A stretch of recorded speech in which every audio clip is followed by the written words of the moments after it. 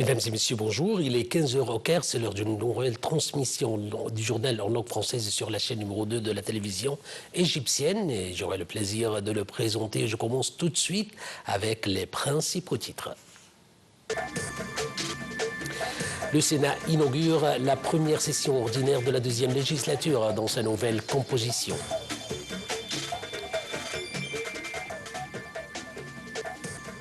Le bureau du Premier ministre israélien affirme avoir identifié le corps de Liao Margalit, un otage israélien mort en captivité et restitué la veille par le Hamas. L'Iran affirme ne plus être tenu par les restrictions liées à son programme nucléaire tout en réitérant son engagement pour la diplomatie.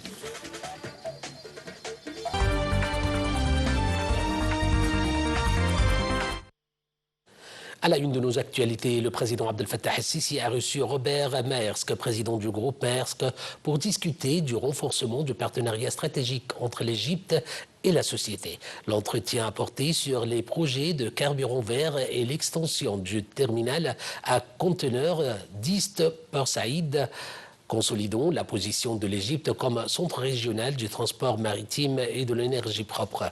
Maersk a remercié l'Égypte pour ses efforts diplomatiques à Gaza et salué la stabilité économique du pays, réaffirmant l'engagement du groupe à poursuivre ses investissements et sa coopération avec l'autorité du canal de Suez.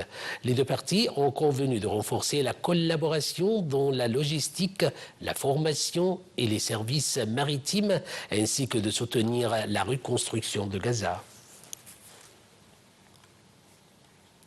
Le président Abdel Fattah el-Sisi a tenu une réunion avec le Premier ministre Dr Mostafa Madbouli et le ministre de l'Aviation civile Sameh Al-Hifni, ainsi que plusieurs responsables pour faire le point sur le projet du nouveau terminal 4 de l'aéroport du Caire.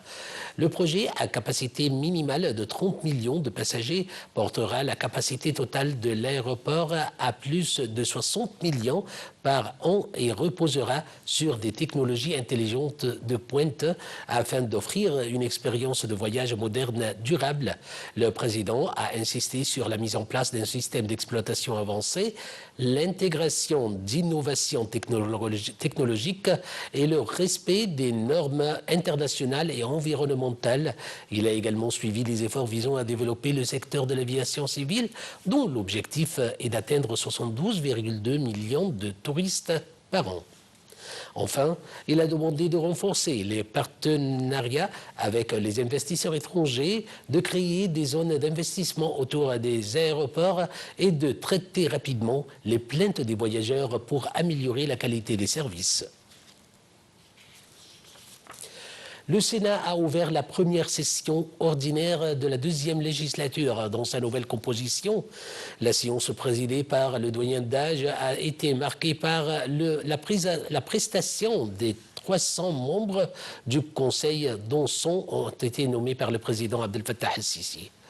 La séance a été suivie par l'élection du bureau du Conseil comprenant le président et le vice-président pour un mandat de 5 ans à compter de la date de la première réunion.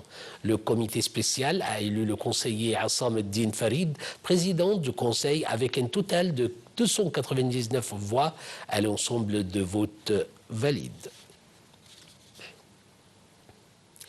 Le ministre des Affaires étrangères et de l'immigration, Dr Badr Abdel Ati, a remis un message écrit du président Abdel Fattah el-Sisi au Premier ministre indien Narendra Modi portant sur les moyens de développer les relations bilatérales et le partenariat stratégique entre les deux pays.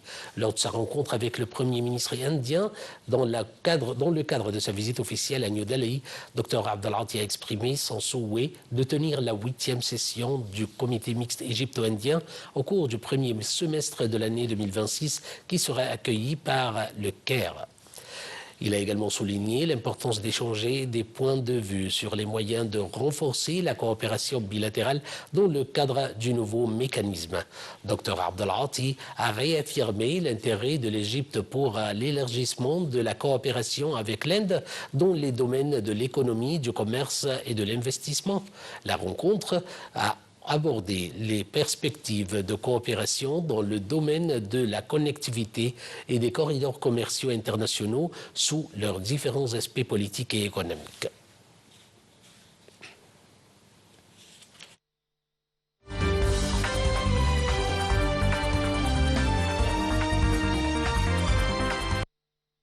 Le bureau du Premier ministre israélien Benjamin Netanyahu a affirmé samedi avoir identifié le corps d'Eliaou Margalit, un otage israélien mort en captivité et restitué la veille par le Hamas.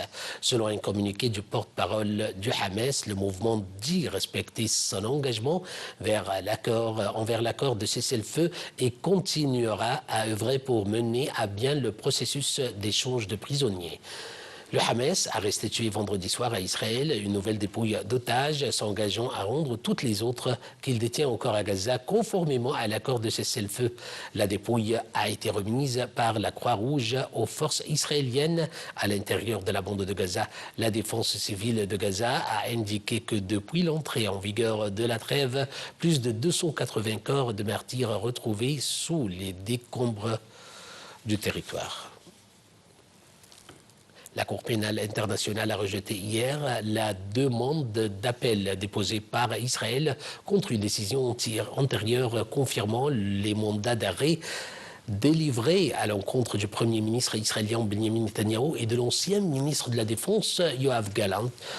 Dans une décision qui a fait à la une de la presse internationale, la CPI a estimé en novembre qu'il existait des motifs raisonnables de croire que messieurs Netanyahu et Gallant portaient une responsabilité pénale pour des crimes de guerre et des crimes contre l'humanité présumés liés à la guerre à Gaza. L'Agence de secours et de travaux des Nations Unies pour les réfugiés de Palestine, UNRWA, a affirmé qu'Israël ne l'autorisait pas à faire entrer de l'aide humanitaire dans la bande de Gaza. L'agence a précisé qu'elle mène actuellement des discussions avec les Nations Unies afin de permettre l'acheminement de cette aide. L'UNRWA a ajouté qu'elle dispose d'un plan global pour faire face à la crise humanitaire dans la bande de Gaza après les destructions causées par les récentes opérations militaires israéliennes. Elle a souligné qu'elle est prête à commencer la distribution de l'aide dès qu'elle recevra l'autorisation d'accès. Le convoi du mouvement de l'Alliance nationale pour l'action communautaire et le développement se prépare pour la 12e fois à entrer dans la bande de Gaza afin d'aider les frères palestiniens. Le Croissant Rouge égyptien avait déjà dépêché le convoi numéro 52 Zaid al-Izza de l'Égypte vers Gaza, transportant plus de 4000 tonnes d'aide humanitaire d'urgence. Cette cargaison comprenait plus de 1000 tonnes de fournitures médicales et de secours essentiels dont le secteur a besoin, ainsi que plus de 2300 tonnes de produits pétroliers. Ces efforts s'inscrivent dans le cadre de l'engagement de l'Égypte à fournir un soutien alimentaire et humanitaire aux habitants de la bande de Gaza.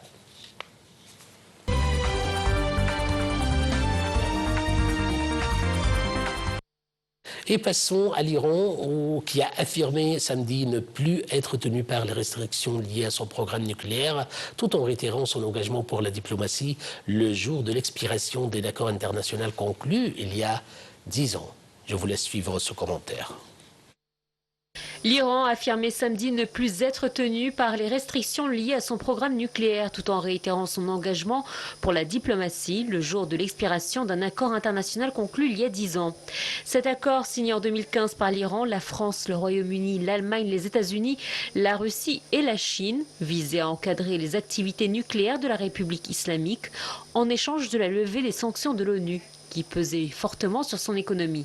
Sa date d'expiration avait été fixée au 18 octobre 2025, soit 10 ans exactement après l'entérinement du texte par l'ONU via la résolution 2231. Malgré ces démentis, l'Iran est soupçonné par les Occidentaux et Israël, son ennemi juré, de développer secrètement l'arme atomique. En 2018, les États-Unis, sous le premier mandat du président Donald Trump, se sont retirés de l'accord et ont rétabli leurs sanctions contre l'Iran. En représailles, l'Iran s'est progressivement affranchi de certains engagements contenus dans l'accord.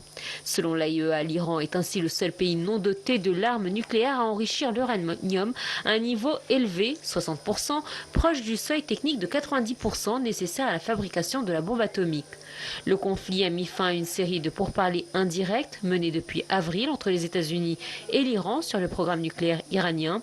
À l'initiative de la France, du Royaume-Uni et de l'Allemagne, l'ONU a rétabli fin septembre ses sanctions contre l'Iran, levées il y a 10 ans. Les 3 pays européens reprochent notamment à l'Iran son manque de coopération avec l'AIEA et demandent une reprise des négociations avec les États-Unis.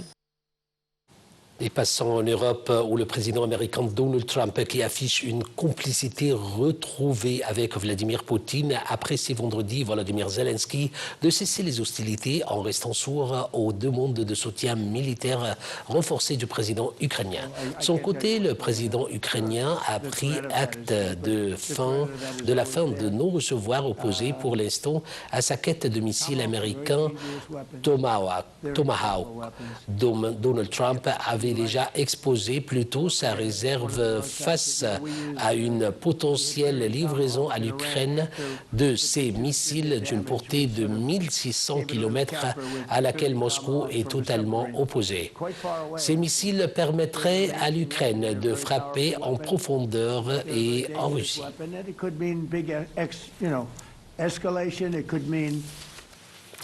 Mesdames et messieurs, c'était la fin de notre journal. Je vous remercie infiniment pour votre attention et votre suivi.